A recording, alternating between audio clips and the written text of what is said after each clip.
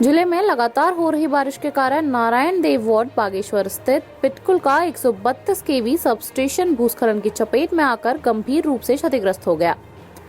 सुरक्षा की दृष्टि से केंद्र की विद्युत आपूर्ति बंद कर दी गई है। जिले को अस्थायी रूप से अल्मोड़ा के ताकुला फीडर से बिजली आपूर्ति की जा रही है। भारी बारिश के चलते सब स्टेशन के पीछे का पहाड़ खिसक गया और जमीन धंस गई, जिससे पूरे केंद्र पर खतरा मंडरा रहा है। स्थिति की गंभीरता को देखते हुए जिलाधिकारी आशीष भटगाई ने भी मौके पर पहुंचकर निरीक्षण किया और संबंधित विभागों को त्वरित कार्रवाई व मलबा हटाने के निर्देश दिए। आज पिटकुल और यूपीसीएल के प्रबंध निदेशकों ने संयुक्त रूप से सब स्टेशन का निरीक्षण किया। पिटकुल के एमडी पीसी ध्यानी ने बताया कि नुकसान करोड़ों में आंका गया है। क्षतिग्रस्त उपकरणों की मरम्मत स्थानीय स्तर पर संभव नहीं है, जिसके लिए बड़ोदरा से विशेषज्ञ इंजीनियरों की टीम बुलाई जा रही है। यह टीम कोरियन कंपनी के सहयोग से सिस्टम की तकनीकी जांच करेगी।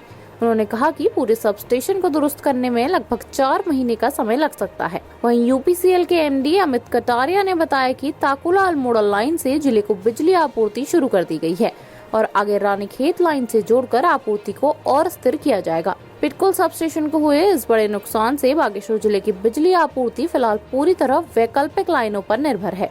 विद्युत विभाग के अधिकारियों के अनुसार सब स्टेशन 4 महीने बाद ही पूरी तरह से सुचारू हो पाएगा। अभी तो जैसे यहाँ पर ये एक्सीडेंट हुआ है या आपदा आई है, इसमें तो पिटकुल की तरफ से तो जैसे बताया एमडी साहब ने 3-4 महीने लगेंगे, पर हमारे यहाँ सप्लाई पोजीशन में कोई दिक्कत नहीं है। हमारा अल्मोड़ा सर्किट से पिटकुल का ये एक सर्किट है, उससे हमारे सारी सप्लाई चल रही है।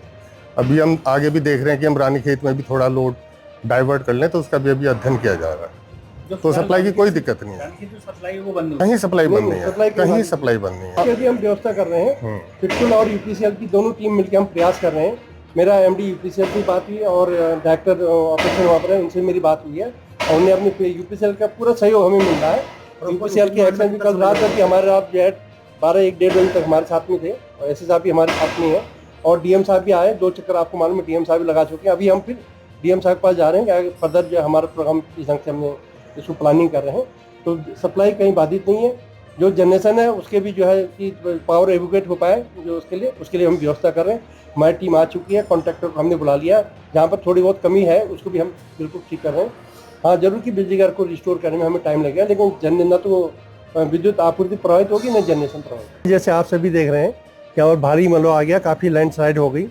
तो अभी तो हम बचाव और राहत कार्य में लगे हुए हैं कि इससे हमारे जो जीआईएस हॉल हैं, जीआईएस उपकरण हैं, कुछ तो काफ़ी लॉस हो चुका है, लेकिन उनको भी बचाने का प्रयास किया। जो रह गए हैं उनको बचाने का प्रयास किया जा रहा है और जान माल की सुरक्षा की व्यवस्था किया है कि जिससे यदि लैंडस्लाइड और ज़्यादा बढ़ता है, बारिश होती है, तो नीचे जो है ये नीचे तक न पहुँचे, तो उसके लिए बचाव और राहत कार्य में हम टीम लगी हुई है। तो इसके लिए हम प्रयास करते हैं। देखिए, जीआईएस का हम यूज इसलिए करते हैं कि पहाड़ों में ज़मीन की बहुत कमी होती है और इसमें आप देख रहे हो कि बहुत कम जगह पे बन जाता है, तो जीआईएस इक्विपमेंट काफ़ी कॉस्टली होते हैं इसके लिए। और हमने बड़ोदरा से जो इसके इक्विपमेंट है, ये कोरियन कंपनी के माध्यम से बनाया था। जो कंपनी वो था, कनौर कंपनी थी, उसके द्वारा बनाया गया था। हमने उनसे बात कर ली है, तो कल सुबह की फ़्लाइट है उनकी जो है। तो मैं उम्मीद करता हूँ कल शाम तक, परसों तक जो है, जो जीआईएस कंपनी का जो एक्सपर्ट हैं, वो विशेषज्ञ भी यहाँ पर आ जाएंगे।